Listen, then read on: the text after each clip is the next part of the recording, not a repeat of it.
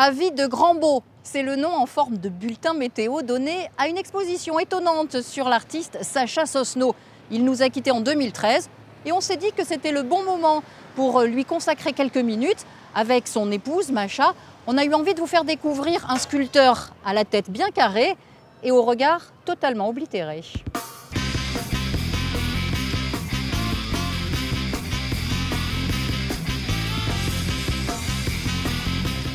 Macha, vous venez de me le dire, vous êtes assez fière de la présentation de ces sculptures.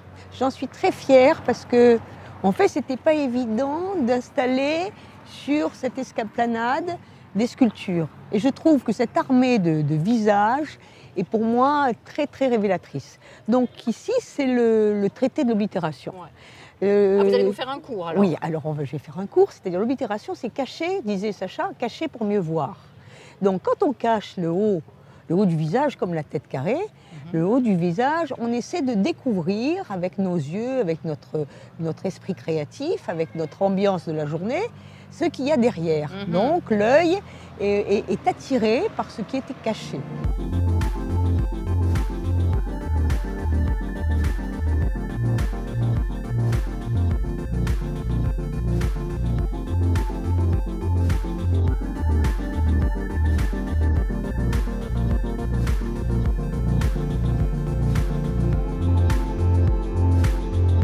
Chaque artiste a son petit langage. César, c'était la compression.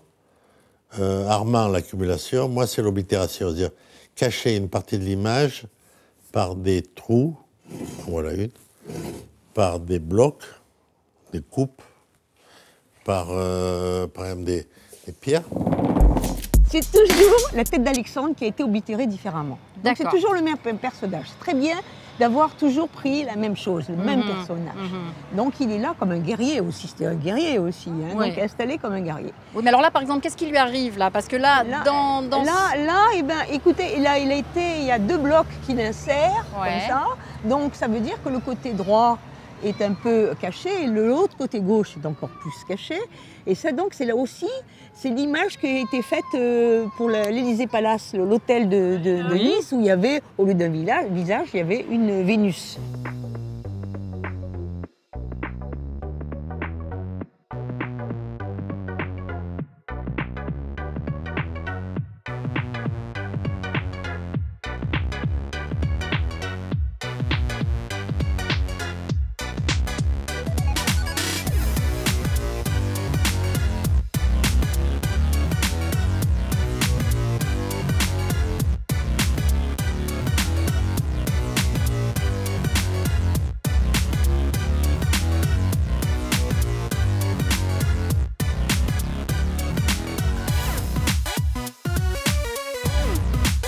Ce qu'on sait moins, c'est que Sacha Sosno a été reporter de guerre et que ça a eu un rôle essentiel dans son travail. Absolument.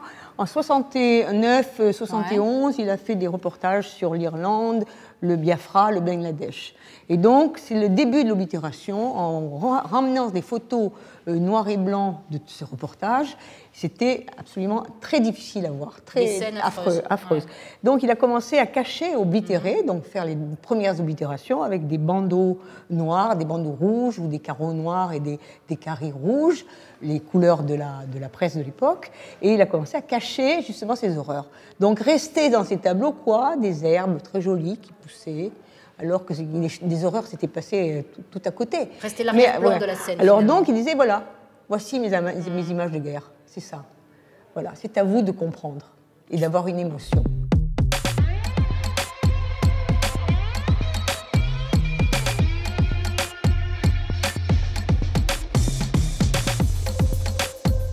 Alors, cacher pour mieux montrer, ou le concept d'oblitération selon Sosno, convaincu, c'est le moment de votre point de vue, alors on en discute. Alors c'est Sacha Sosno, vous connaissiez? Pas du tout. D'accord. Il a inventé le concept d'oblitération. Est-ce que ça vous fait penser à quelque chose? Non, du chinois. T'oblitérer un ticket, un billet de train, c'est ça? C'est ça l'idée. Ouais. Et chez Sosno? C'est pas les timbres, les trucs comme ça. Pour moi, c'est le reflet de la manière dont les gens vivent ici. J'aime beaucoup les deux. Les deux, oui. En forme de banc. Oui, oui. Pourquoi? pourquoi. C'est une concentration d'un... Ce sont les éléments communs. de nous deux. Ben, j'aime le côté invisible. Oui. Suivant où on se met, ben, on peut voir que la colonne ou alors on peut voir que les contours. Vous avez tout compris du système d'oblitération. C'est ce qui me paraît, mais enfin c'est ce que je vois. Bah, c'est pas mal. Pour un bouliste, c'est pas mal. Mais j'ai pas été que bouliste. Hein. Il a travaillé une dizaine d'années avec Sacha Sosno avant de trouver sa propre route. Sculpteur automobile spécialisé dans le détournement des œuvres mécaniques. Hervé Nice, on l'a retrouvé à quelques kilomètres d'Antibes, ici, dans la Galerie Conti, et il a accepté de se soumettre à notre culte CM. Une question, deux réponses possibles, il a le choix. Ça se passe ici.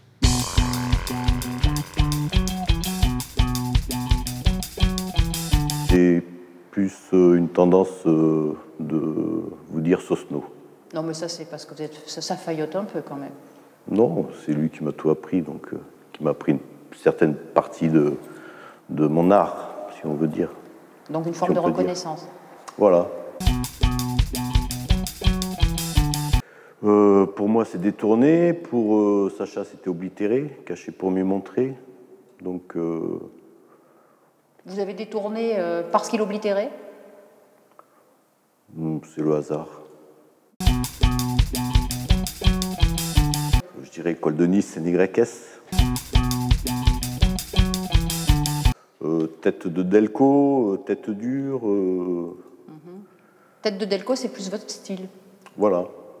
Mais le Delco, c'est une marque. Normalement, c'est une tête d'allumeur. Donc, dans le jargon de mécanique, on ne dit pas Delco, on dit tête d'allumeur. Dans la rue, c'est très important. Et une reconnaissance dans les musées, bien sûr. Dans les galeries comme ici ? Dans les galeries, voilà.